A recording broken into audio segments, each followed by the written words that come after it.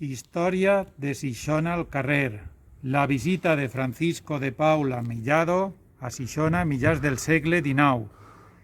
Francisco de Paula Mellado va néixer en Granada en 1810 i va morir en Baiona en 1876.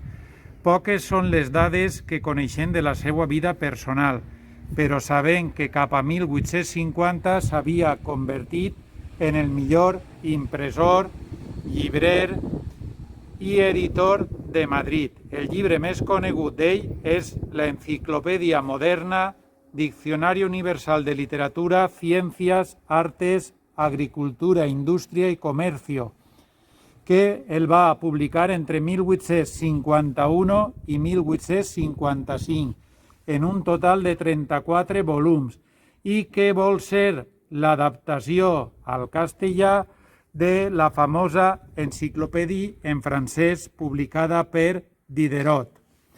Cal dir que, a més, va fer molts viatges per Espanya i va deixar escrits llibres de viatges.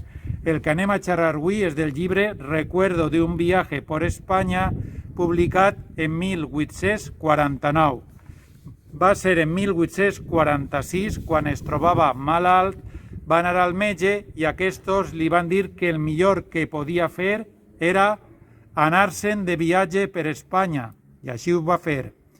En 1846, quan estava en la Porta del Sol en Madrid a punt de començar el seu viatge, es va trobar amb el seu amic Mauricio, que se'n volia anar a París, i el va convèncer per a que l'acompanyara a viatjar a Espanya.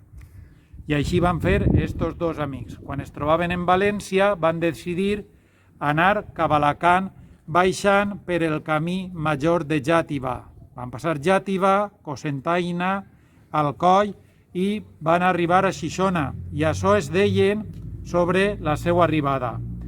Al día siguiente, después de pasar por la abertura denominada Canal de Alcoy y los montes llamados Carrascal de Rico y Carrasqueña, hicimos nuestro alto de costumbre en la antigua ciudad de Gijona, situada en la pendiente de una colina cuya cima corona un viejo castillo y a orilla del pequeño río Coscó. I ara echar un poquet de la història de Xixona, i es diu lo següent.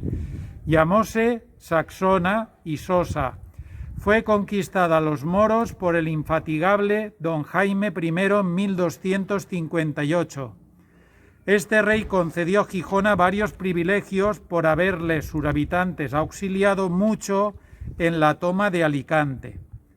En 1708 fue recompensada por Felipe V con el título de ciudad por la adhesión que le mostró.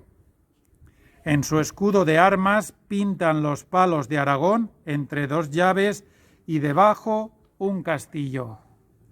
I això és tot. Ja saps, si vols saber-ne més, busca en Facebook la pàgina Cronista Xixona.